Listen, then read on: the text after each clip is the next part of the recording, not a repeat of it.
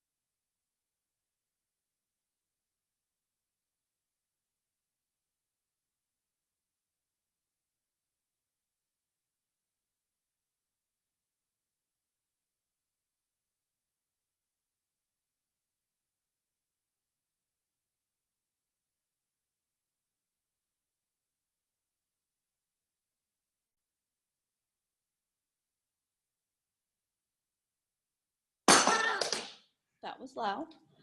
All right, making our way to our hands and knees. Take your knees together. Hug your knees in.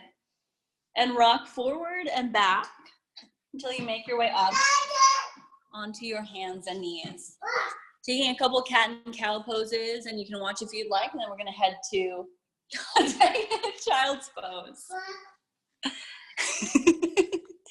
Cat and cow poses to child's pose.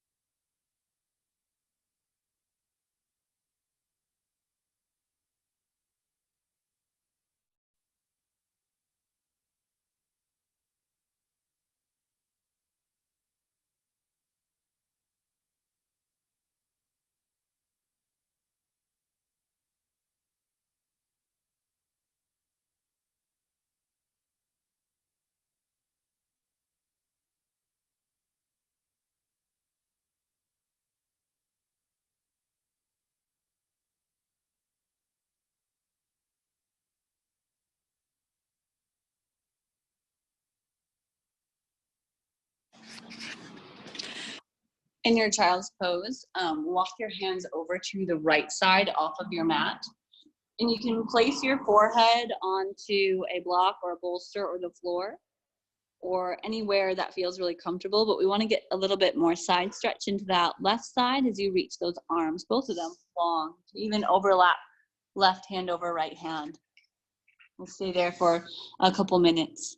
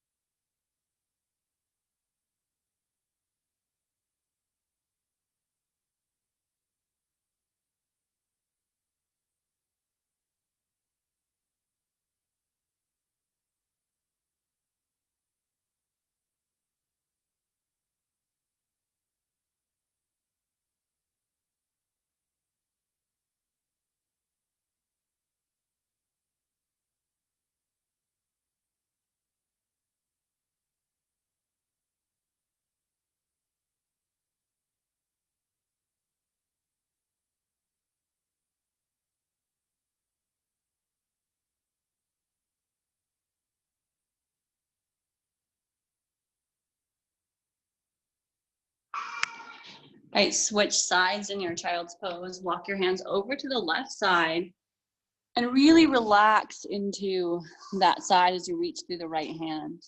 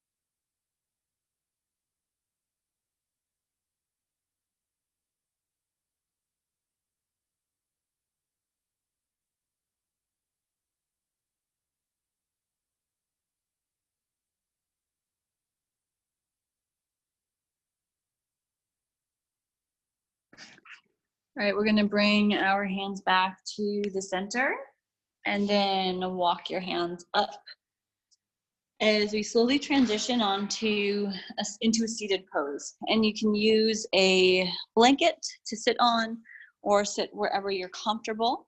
Take a wide leg stand or wide leg position, maybe a block out in front of you. And we're going just into the stretch, not farther. So once you feel it, hold there. We're not forcing into anything. So just feeling the stretch. Walk the hands forward. You can rest your forehead, that little center between the eyebrows, down on a block or pillow. And we'll stay in this wide forward fold. Toes up, knees down, heart moving forward. For a little while. This is one of my favorite poses, to come down, get grounded, feel that stretch, feel something, feel sensation, breathe and relax.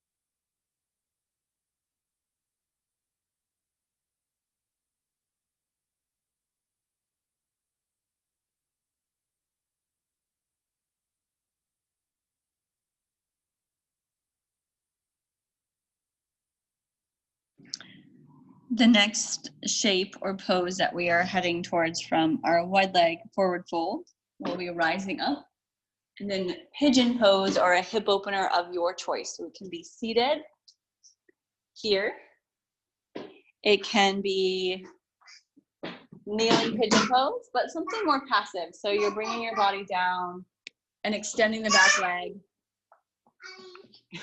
into your pigeon pose or figure four stretch. Seated, lying down on your back, or kneeling in pigeon. So enjoy that stretch, and whatever distractions arise, just hold on to that breath. Don't hold on to the breath, but focus on that breath and ride the waves of change, distraction, life, breath, movement in and out of the pose. So we'll be here for 3-4 minutes.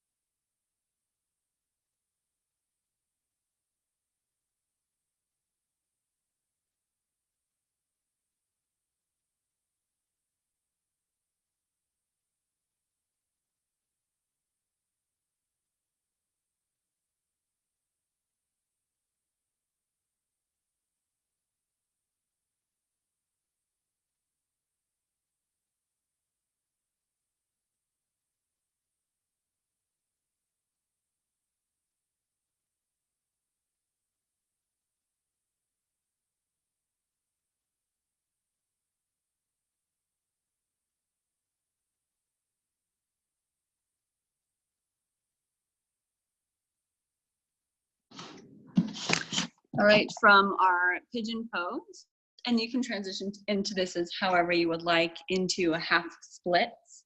So a couple ways to get into that. You can use blocks or any kind of props underneath the legs. We're gonna lift up, maybe step back to hands and knees first and swing the leg forward, right leg, same leg we were just on. Straighten that front leg and we fold forward. So we're gonna stay in that fold.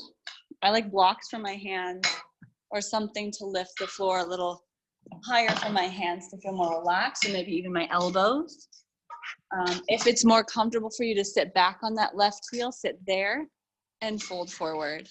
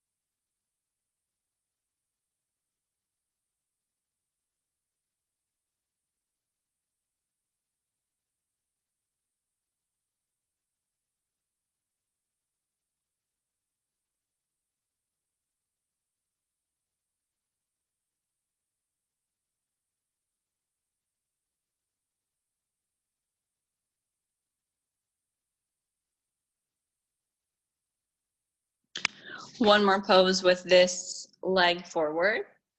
We'll bend the knee, and you can keep your blocks or something next to you. Bend the knee and take the hands to the inside of the leg. This is going to be a low runner's lunge or lizard lunge. So you can keep the knee down or lifted, whatever feels best for you. Elbows or hands. Keep that right knee close to the right shoulder and hold here, lengthening through the back leg, crown of the head, and spine long.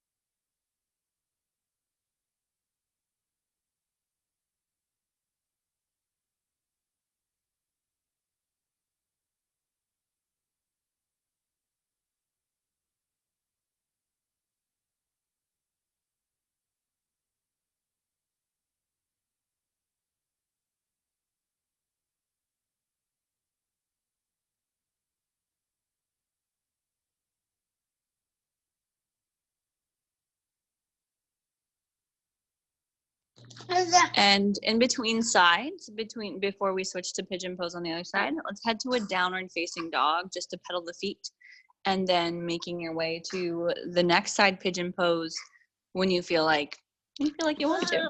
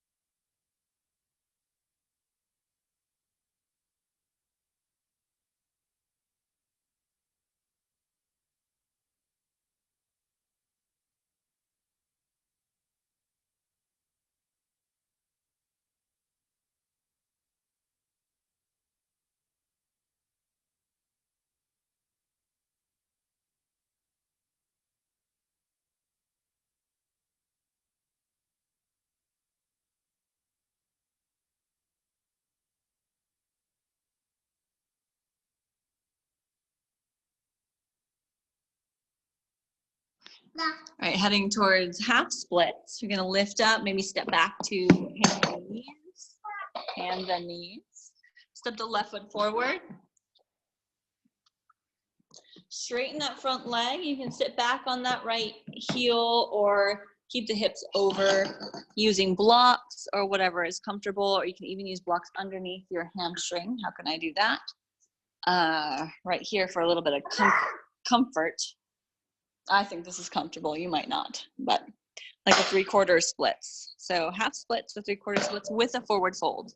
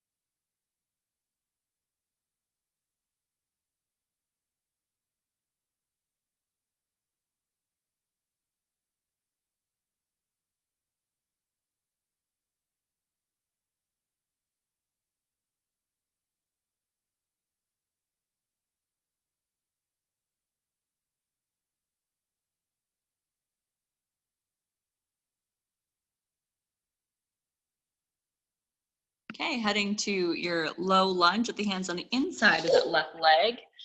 Either elbows, long leg. It's really, since we're holding this a while, you can always come in and out of it or drop a knee, lift a knee, elbows or hands. There's no need to stay in the exact same place the entire time. Just be in that place, breathe, and feel a slight discomfort's okay. Just as long as you're able to maintain a nice steady breath, riding through the waves of the discomfort.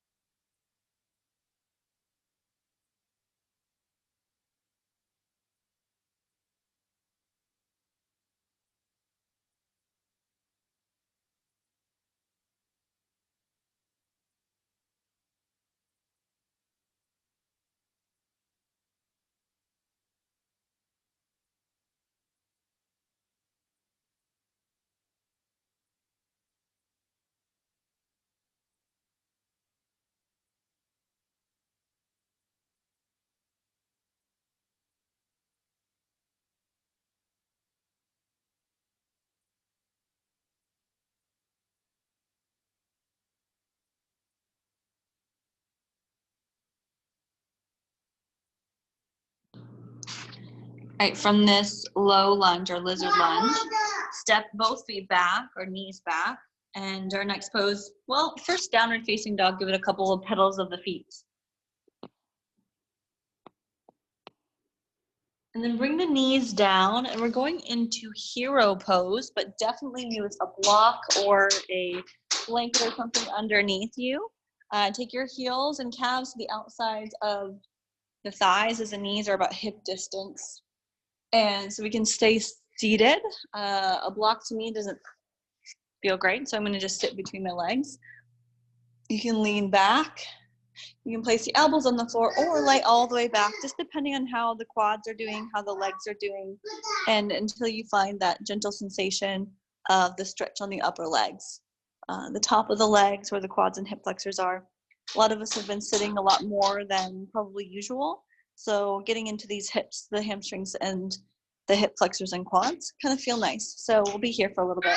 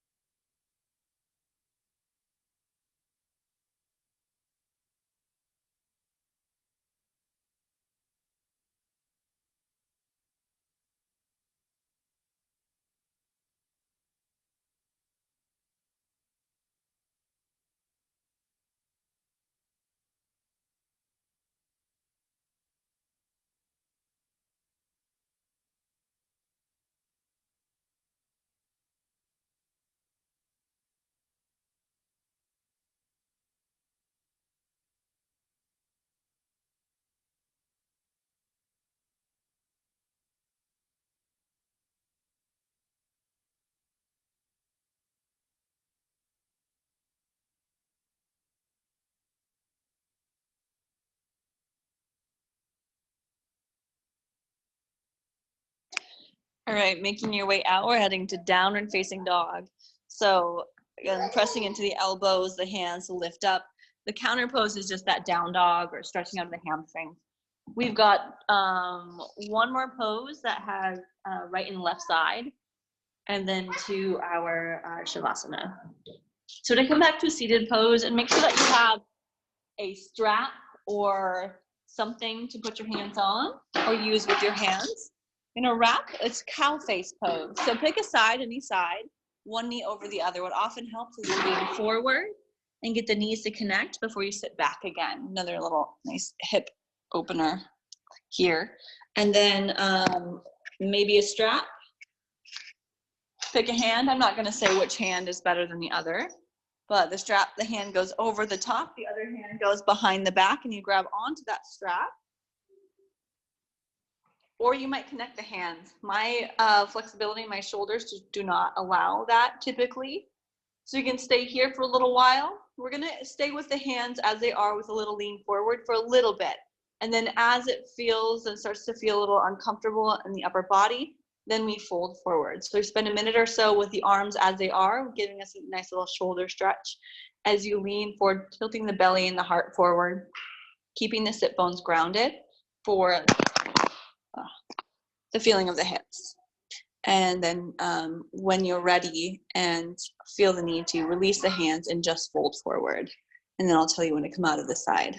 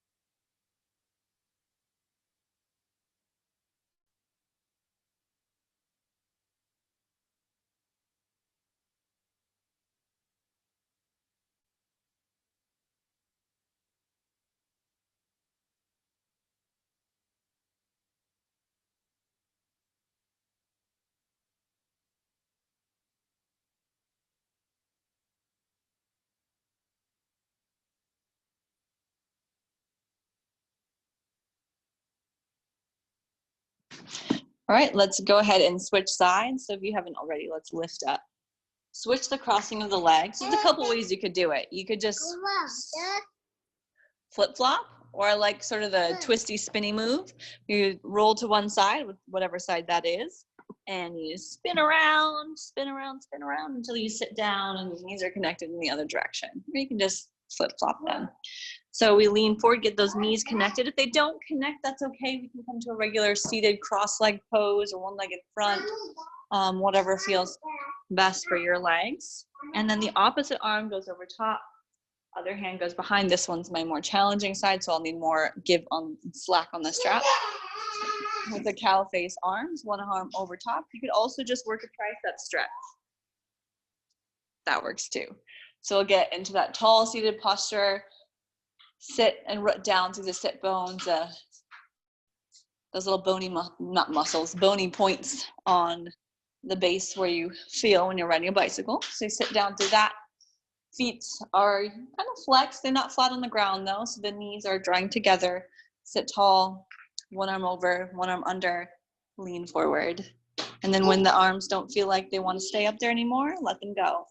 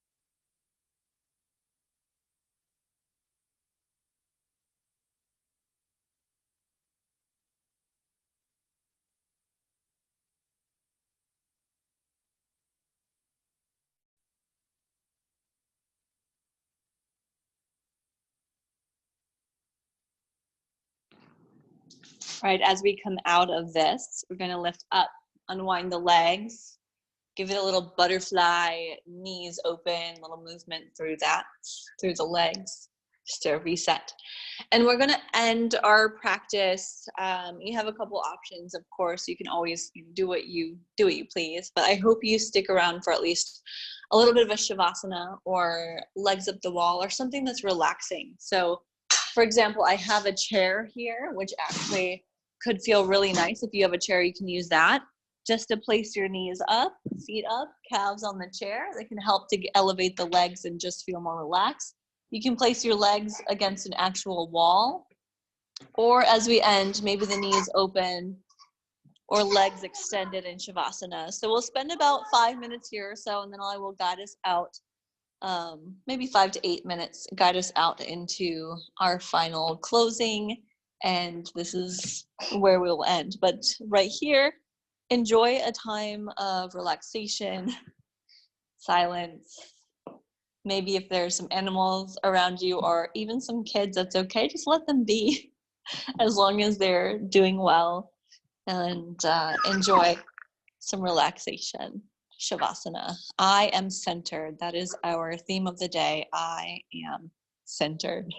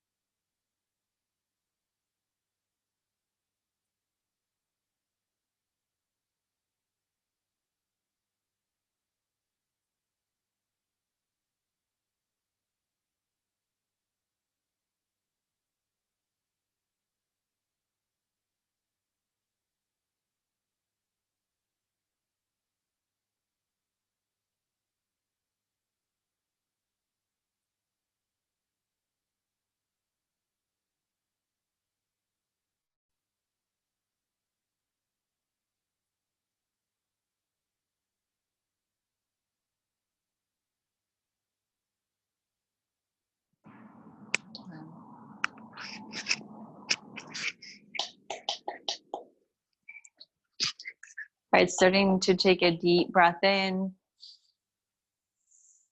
and slow exhale out. Reach your hands overhead.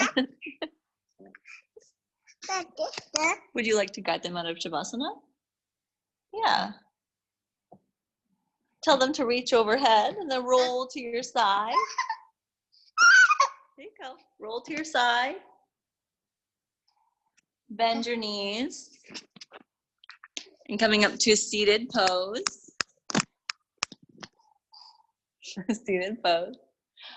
Thank you so much for joining in this trial of a yoga class.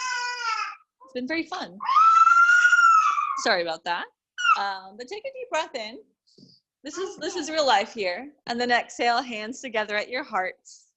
Thank you for joining us, Ezra and I, today. Have a great evening, and I hope to see you again at a actual yoga flow or something. We've got a couple classes tomorrow. Anyway, namaste.